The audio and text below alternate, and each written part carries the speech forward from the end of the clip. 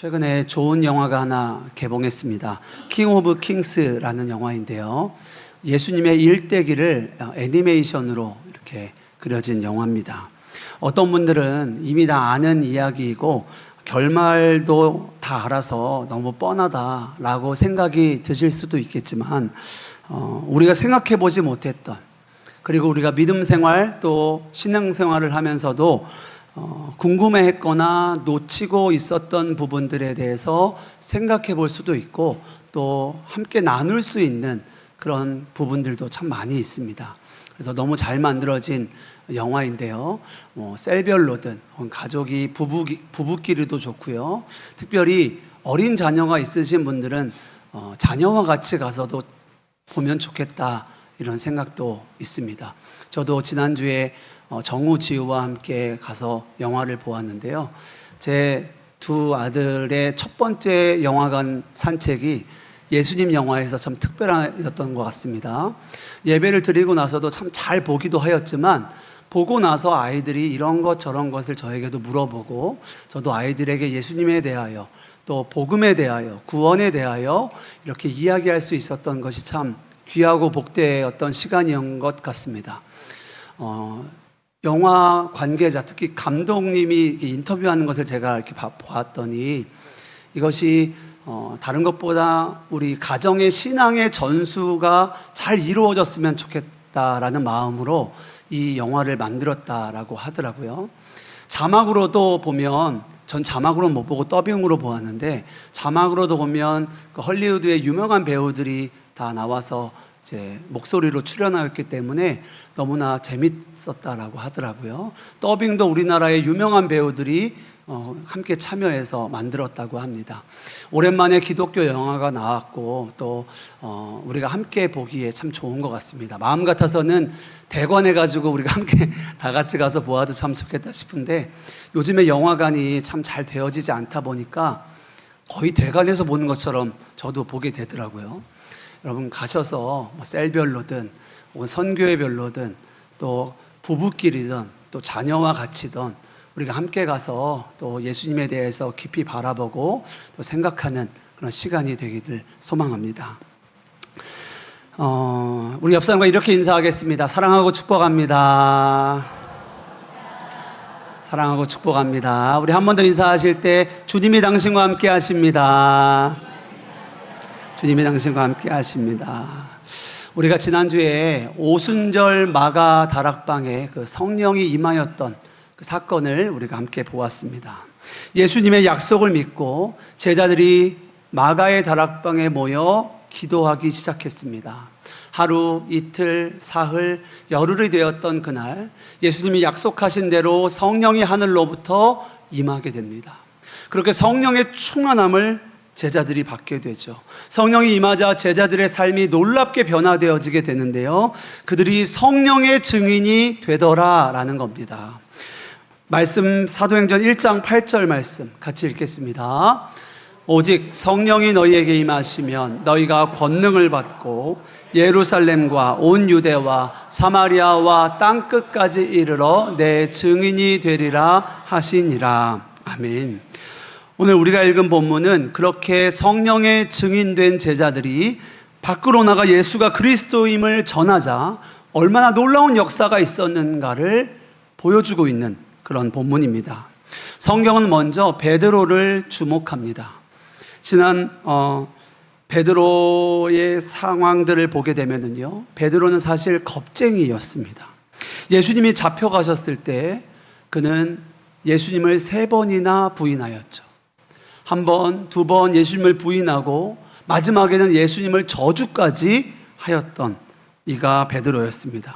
자기가 살기 위하여 예수님과 나는 상관이 없다고, 나랑은 아무런 관계가 없다라고 이야기했던 이가 베드로였죠. 그런데 성령으로 충만하여진 베드로는요, 완전히 달라집니다. 그는 부활하신 예수님의 강력한 증인이 되었습니다. 여러분 정말 그렇습니다. 성령이 우리 가운데 충만하게 임하시면은요, 나타나는 가장 분명한 증거가 예수를 증거하는 자가 된다는 거예요. 예수님을 전하는 자, 예수님을 드러내는 자가 된다는 겁니다. 구원의 확신과 성령의 놀라운 역사에 대하여 말하지 않을 수가 없는 거예요.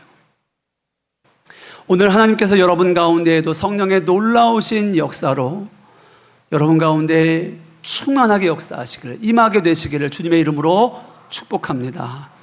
여러분의 속에서부터 믿음으로 고백하는 것들이 터져나오게 되시기를 주님의 이름으로 축복합니다. 하나님께서 우리에게 성령을 보내신 것은요, 우리가 예수를 그리스도라 믿게 하기 위함도 있지만, 우리를 통하여 아직 예수님을 알지 못하는 이들에게 예수가 그리스도임을, 우리의 구원자 되심을 전하게 하시고자 우리에게 성령을 주신 겁니다. 어떤 분들은 나는 아는 게 없어서 전도를 못한다 라고 하시는 분들이 있을 수 있어요. 어떤 분들은 나는 무엇라 말해야 할지 모르겠어서 전도를 못하겠습니다 하시는 분들도 있습니다. 또 어떤 분들은 제 성격이 너무나 소심하여서 제가 그렇게 하질 못하겠습니다 라는 분들도 있을 수 있어요. 그래서인지도 모르겠습니다. 성경은 베드로를 바보라는 거예요. 여러분, 베드로는요 어부였습니다. 그리고 성경을 배웠던 이도 아니에요. 연구하는 사람도 아닙니다. 그런데 오늘 베드로는 성령의 충만함으로 예수님을 담대하게 증거하고 있다라는 겁니다. 예수님에 대한 단순한 지식이나 정보를 전한 것이 아니었어요. 오늘 베드로가 증거한 것은 예수님이 우리의 구원자 그리스도이심을, 그리고 그 주님이 성령으로 우리 가운데 임하셨다라는 것을 담대하게 선포하고 증거하고 있습니다. 사랑하는 여러분, 오늘 우리가 살아가고 있는 이 세상을 살리는 길이 바로 여기에 있습니다. 예수 그리스도를 증거하여야 하는 거예요. 그 전하는 사명이 저와 여러분에게 있는 것입니다. 전하는 자가 있는데 어찌 듣겠습니까? 전하는 자가 없는데 어찌 믿을 수 있겠냔 말입니다. 사랑하는 여러분, 오늘 베드로가 특별한 사람입니까? 베드로에게만 하나님이 특별한 은사를 주신 겁니까? 그에게만 성령의 역사가 있는 겁니까? 아닙니다. 우리 모두에게도 동일한 은혜와 성령의 역사하심이 있다라는 거예요. 우리도 예수님을 믿고 우리 가운데 예수님이 임하여 계시지 않으십니까? 그렇다면 우리는 어떻게 해야 마땅하겠습니까? 증인으로 이 세상에 서야 하는 줄 믿습니다. 증인으로 살아가야 마땅한 거예요. 예수가 그리스도라는 증인으로 우리의 죄를 위하여 십자가에 달려 죽으신 하나님의 아들 예수 그리스도를 증거하는 그 증인의 사명이 저와 여러분에게 있다라는 거예요. 베드로는 사람들과 예수님이 정말 하나님의 아들인가 아닌가, 그가 부활하신 게 맞냐 아니냐, 이것을 논쟁한 게 아닙니다. 어떤 신학적인 논쟁을 한 게 아니에요. 베드로는 예수 그리스도의 그 부활의 증인으로 사람들 앞에 섰습니다. 여러분, 나를 보십시오. 내가 예수님을 만난 부활의 증인입니다. 예수님이 나에게 임하셨습니다. 성령으로 나와 함께 하십니다. 내가 부활한 예수님을 만났습니다. 내가 이전의 삶이 아니라 새로운 삶으로 살아가게 되었습니다. 내가 증인입니다 라고 사람들 앞에 선 거예요. 그리고 예수가 그리스도임을 증거하였습니다. 여러분, 세상이 언제 우리 그리스도인들에게 관심을 가지겠습니까? 우리가 돈을 많이 벌고 가진 것이 많다고, 공부를 잘하여서 좋은 대학에 가서 또 좋은 직장에 간다고 세상이 우리를 주목할까요? 어떻게 세상적으로 성공하면 우리에게 관심을 갖겠습니까? 아닙니다. 세상적인 것으로 세상은 우리를 주목하지 않습니다. 세상이 우리에게 주목하는 것은 우리가 당당하게, 담대하게 예수 그리스도의 부활을 증거할 때에 세상이 우리를 주목하는 거예요. 우리가 예수 그리스도를 전할 때에 세상이 우리를 주목하는 겁니다. 오늘 성령으로 충만함을 입은 베드로가 나가서 예수님을 전하기 시작합니다. 베드로의 설교를 들은 사람들의 반응은 엄청났습니다. 그 단 한 번의 설교로 3,000명이 회심하였더라라고 성경은 증거하고 있습니다. 오늘 본문 사도행전 2장 41절 우리 같이 읽겠습니다.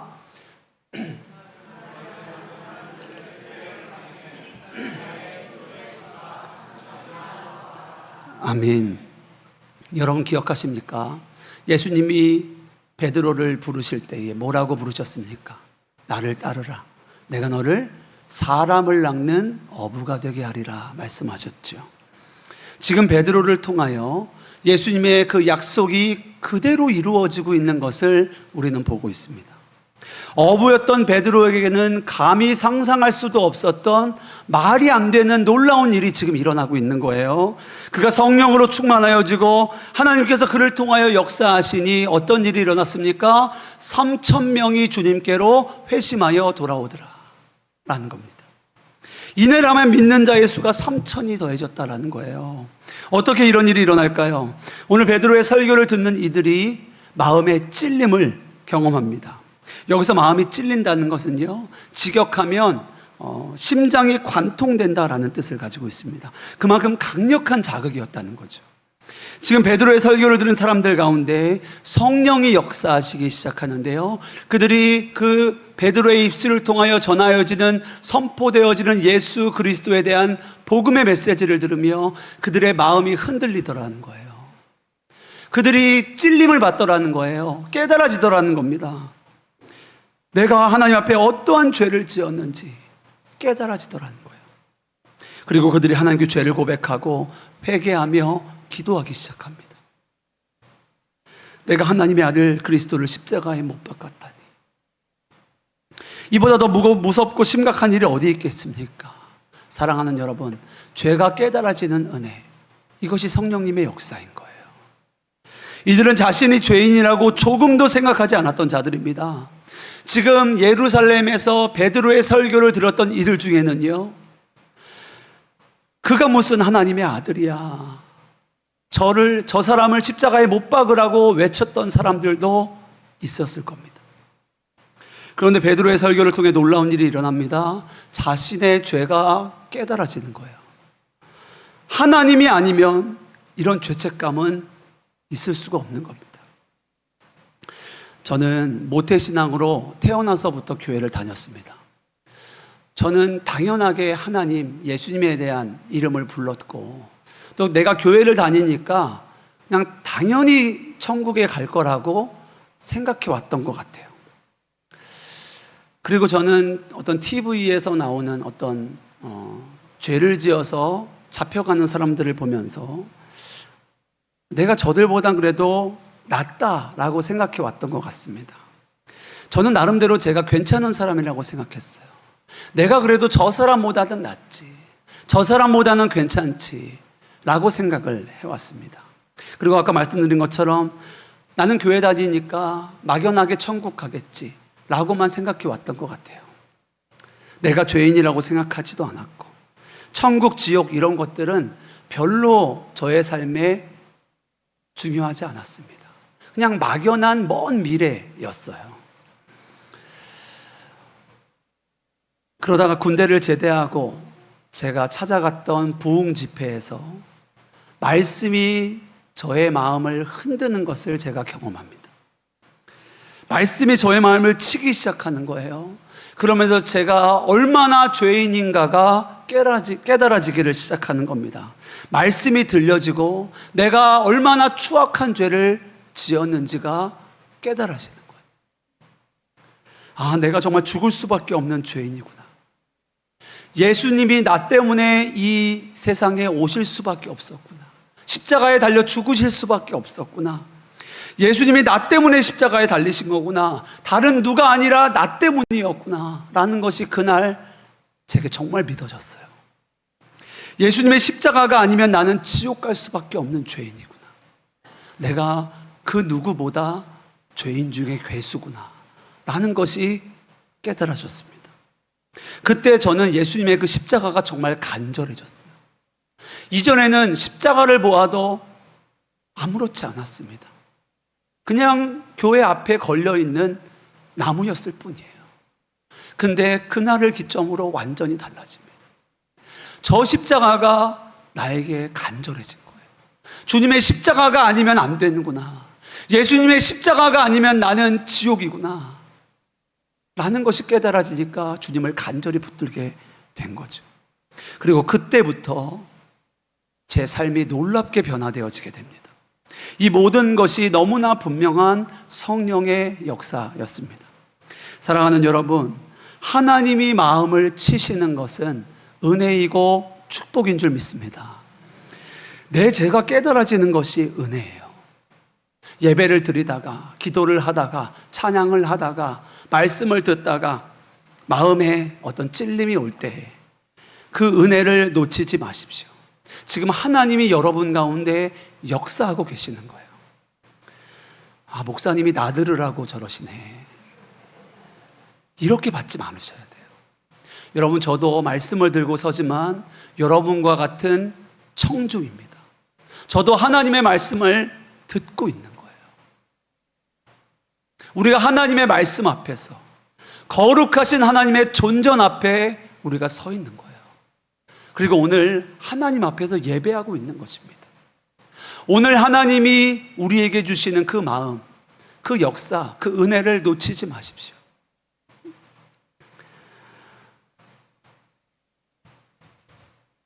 그런데 더욱 불행한 것은요, 하나님이 마음을 치셔도 마음에 찔림이 없는 사람, 찔림조차 없는 사람들입니다. 우리가 세상에서 전도할 때 마음이 차갑게 식어버린, 그리고 냉랭한 마음을 가진 이들을 우리는 마주하게 됩니다. 친구에게 교회 가자고 해도, 가족에게 예수님에 대하여 전하여도 전혀 요동이 없습니다. 하나님이 초대하여도, 하나님이 손을 내밀으셔도 조금도 반응하지 않는 거예요. 얼마나 안타깝고 비통한 일인지 모릅니다. 우리가 다른 감각은 참으로 예민합니다. 누가 내게 잘하는지 못하는지, 저 사람이 어떤 선의를 가지고 나에게 말을 하는지, 어떤 다른 마음을 가지고 있는지 우리는 너무나도 잘 알아요. 내가 배고픈 거, 내가 무엇을 먹고 싶은 거, 내가 무엇을 갖고 싶은지, 내 마음의 미움과 시기, 질투의 감각, 슬픔, 불쾌함, 우리는 너무나 잘 느낍니다. 자, 그런데 유독 하나님에 대한 감각은 죽어 있어요. 다른 이유가 아닙니다. 영이 잠들어 있기 때문이에요. 영이 죽어 있기 때문입니다. 하나님의 말씀이 선포되고 복음이 선포돼도 하나님이 마음을 치셔도 조금도 요동하지 않는 거예요. 그래서 예수님은 하나님께 대한 감각이 무뎌진 사람들을 이렇게 책망하십니다. 마태복음 11장 17절 말씀 같이 읽겠습니다.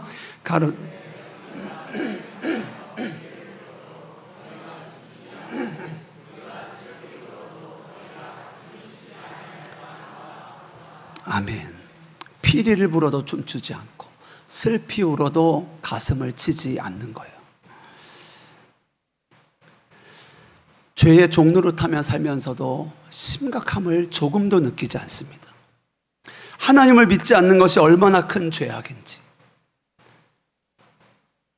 그것을 깨닫지 못해요. 얼마나 두려운 일인지 알지 못해요. 하나님의 심판이 얼마나 무섭고 두려운지 생각하지 않아요. 알려하지도 않아요. 그런데 그렇게 살아가다가 언젠가 하나님의 그 마지막 날이 오면, 그 심판 날이 오면 그 심판대 앞에 서서 어떻게 할 겁니까? 얼마나 불행한 인생입니까? 얼마나 비참한 인생입니까? 이것만큼 비통한 일은 없는 거예요. 여러분은 어떠십니까? 여러분은 매주 하나님의 말씀을 들을 때마다 어떻게 반응하고 계십니까? 마음에 찔림이 있으십니까? 감사할 일입니다. 좋은 징조예요. 영적인 감각이 살아있다라는 증거입니다. 저도 매주 설교를 준비하지만 항상 동일한 기도 제목이 있습니다. 하나님, 저는 너무나 부족하지만 저의 이 부족한 입술로 이 전하는 말씀을 통해 주님이 역사하여 주십시오. 저 같은 설교자가 물론 말씀을 잘 준비하는 것도 중요하겠습니다만, 그런데 정말 중요한 것은 설교자가 아니라, 설교를 전하는 설교자가 아니라 하나님의 말씀이에요. 우리가 그 하나님의 말씀을 듣는 청중으로서의 그 마음과 태도가 너무나 중요하다는 거예요. 우리가 하나님의 말씀을 듣고 어떻게 반응하느냐가 정말 중요하다는 겁니다. 하나님의 말씀을 경외하고 순종하는 저와 여러분 되시기를 주님의 이름으로 축복합니다. 여러분의 영이 살아나고 깨어나게 되시기를 주님의 이름으로 축복합니다. 영이 깨어야 말씀에 반응이 있는 거예요. 말씀이 들려져야 반응하죠. 말씀이 들려지는 은혜가 있기를 축복합니다. 순종하는 은혜가 있으시기를 축복합니다. 시체는요, 찔러도 미동이 없어요. 죽어 있으면 반응이 없는 거예요. 살아 있어야 마음에 찔림이라도 있는 겁니다. 그렇다면 말씀을 듣다가 마음에 찔림이 있을 때 어떻게 해야 하는 것일까? 그 답은 돌이켜 회개하는 것입니다. 사도행전 2장 37절 38절 같이 읽겠습니다. 그들이 이 말을 듣고 마음에 찔려 베드로와 다른 사도들에게 물어 이르되 형제들아 우리가 어찌할꼬 하거늘 베드로가 이르되 너희가 회개하여 각각 예수 그리스도의 이름으로 세례를 받고 죄 사함을 받으라. 그리하면 성령의 선물을 받으리니. 아멘. 여러분, 회개가 무엇입니까? 돌이키는 거예요. 우리의 마음을 하나님께로 돌이키고 우리의 삶을 하나님께로 돌이키는 거예요. 하나님께서 나의 죄를 깨닫게 하시는 것이 있다면 그 즉시 돌이켜서 하나님의 뜻을 따라 살아내는 것, 이것이 회개입니다. 회개는 그저 말로만 하나님께 잘못했다 뉘우치는 게 아니에요. 돌이키는 것입니다. 삶을 돌이키셔야 돼요. 삶을 돌이키셔야 합니다. 여러분들 중에는 나는 별로 하나님께 잘못한 거 없는데 내가 무슨 죄인이야 하시는 분들이 있으실 수 있어요. 나보다는 저런 사람들이 더 죄인이지 하시는 분들도 있으실 수 있습니다. 사랑하는 여러분, 하나님의 말씀을 들으십시오. 성경에는요, 모든 사람은 죄인이다라고 선언하고 있어요. 로마서 1장 28절에 보면요, 우리의 죄는 하나님을 마음에 두기 싫어하는 죄, 그것이 바로 우리가 짓는 죄입니다. 우리의 원죄예요. 하나님의 뜻이 아니라 내 생각대로, 내 뜻대로, 내 계획대로 살아가고자 하는 거예요. 하나님의 뜻을 알고도 불순종하는 거예요. 그것이 우리의 죄입니다. 내 원대로, 내 뜻대로 살고자 하는 이기적인 죄인이 저와 여러분이에요. 우리가 이 죄에서 돌이킬 수 있는 방법은 오직 한 가지입니다. 예수님의 십자가를 의지하여 우리의 죄를 고백하고 주님의 긍휼을 구하는 거예요. 회개하는 자, 주님 앞에 회개하는 자는요, 반드시 용서함을 받습니다. 이사야 1장 18절 우리 같이 읽겠습니다. 여호와께서 말씀하시되 오라 우리가 서로 변론하자. 너희의 죄가 주홍 같을지라도 눈과 같이 희어질 것이요 진홍같이 붉을지라도 양털같이 희게 되리라. 아멘. 그리고 예수의 이름을 부르는 자는 구원을 받는 거예요. 예수의 이름을 믿는 자는 하나님의 자녀가 된 놀라운 권세를 얻습니다. 그리고 그 구원의 분명한 증거가 성령님께서 우리 가운데 임하시는 거예요. 회개할 때 임하는 역사는요, 성령이 우리 가운데 임하는 겁니다. 하나님이 우리에게 성령을 선물로 주시는 거예요. 사도행전 2장 38절 읽겠습니다. 베드로가 이르되 너희가 회개하여 각각 예수 그리스도의 이름으로 세례를 받고 죄 사함을 받으라. 그리하면 성령의 선물을 받으리니. 아멘. 여러분, 오늘 우리에게 필요한 것은 어떤 좋은 말씀 듣는 게 아닙니다. 세상에 성공하기 위한 어떤 방법론을 듣는 시간도 아닙니다. 오늘 우리에게 가장 중요한 것은 우리가 십자가의 복음 앞에 깨어지는 거예요. 우리가 말씀 앞에 깨어지는 겁니다. 정말 간절히 기도하고 여러분을 축복합니다. 여러분의 삶이 복음 앞에서 완전히 온전히 깨어지게 되시기를 주님의 이름으로 축복합니다. 이제는 이전의 삶이 아니라 우리의 왕이 되시는 예수 그리스도를 따르고 섬기는 자로 살아가는 거예요. 그런데 문제는 무엇입니까? 우리가 그렇게 하지 못하는 거예요. 우리의 마음은 원인데 그렇게 살지를 못해요. 우리가 그렇게 고백하고 그렇게 결단하는데도 그게 잘 안 돼요. 그래서 우리에게 필요한 것이 은혜인 거예요. 여러분, 우리가 애쓴다고 노력한다고 내 의지로 되어지는 것이 아닙니다. 우리가 하나님의 뜻대로 살기 위해서는요, 하나님의 은혜가 필요한 거예요. 그래서 하나님이 선물로 우리에게 무엇을 주십니까? 성령을 주시는 거예요. 우리가 하나님의 뜻대로 살아갈 수 있도록 우리에게 성령을 주십니다. 말씀을 깨닫게 하시고 우리에게 세밀한 음성으로 가르치시고 인도하시는 거예요.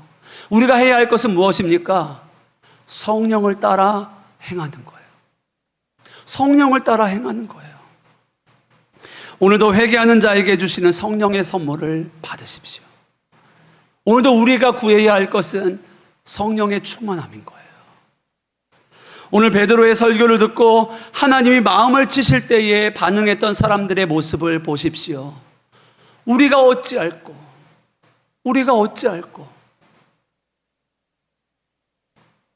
기도에 겸손한 무릎을 꿇고 성령의 지배를 간절히 구하는 자에게 하나님께서 성령을 선물로 주시는 거예요.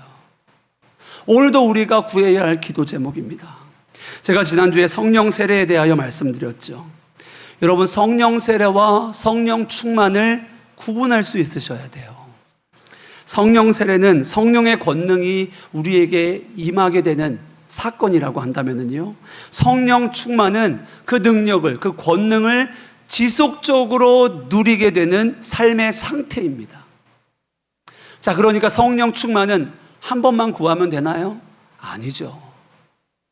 우리가 매 순간마다, 매일마다 구해야 하는 것입니다. 하나님 나라는 가는 그날까지, 하나님이 나를 부르시는 그날까지 우리는 이 세상 가운데 성령의 충만함으로 살아가야 하는 거예요.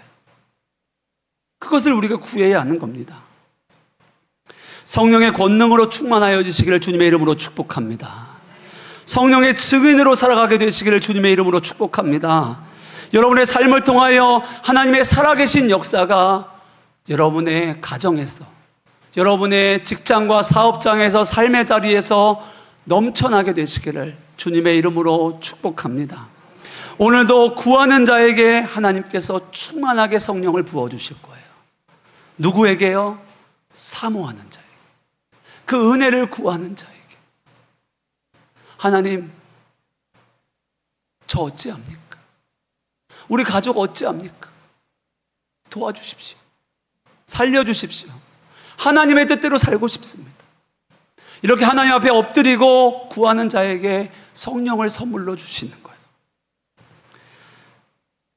하나님의 부르심과 약속을 붙잡으십시오. 세상을 뒤로하고 예수님의 손을 잡으세요. 그렇게 남은 생애를 충만한 은혜로 그 성령의 파도를 타고 살아가시는 거예요. 그 삶이 얼마나 복될까요? 그 삶이 얼마나 은혜로울까요? 여러분, 기대가 되십니까? 상상이 되세요? 저는 정말 기대하고 상상합니다.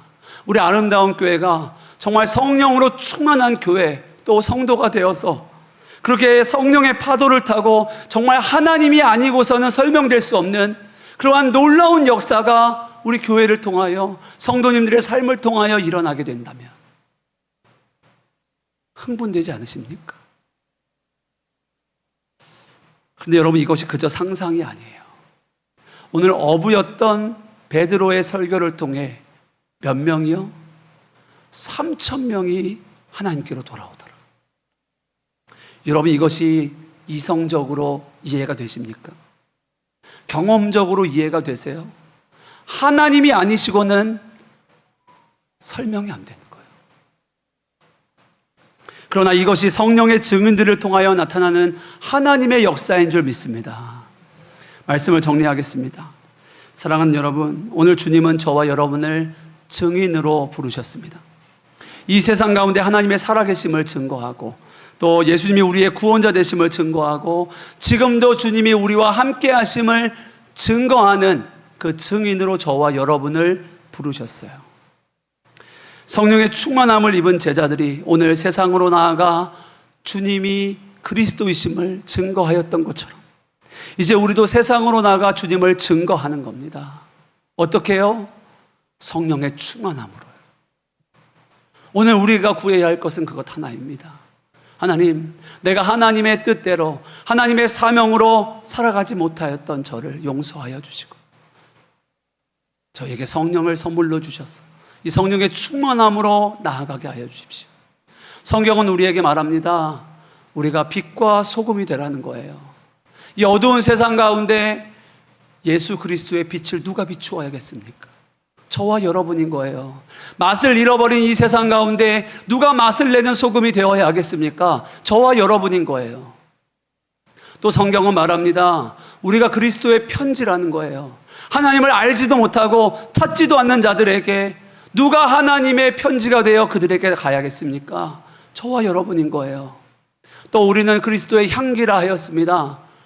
하나님을 알지 못하는 이들에게 예수 그리스도의 향기를 우리의 삶을 통하여 증거하는 겁니다. 세상은 한 번도 맡아보지 않았다. 세상에 줄 수 없는 그 기쁨과 평안과 하나님이 함께 하신다는 그 놀라운 역사를, 그 증거들을 보여주는 거예요. 어떻게 해요? 우리의 삶을 통해서.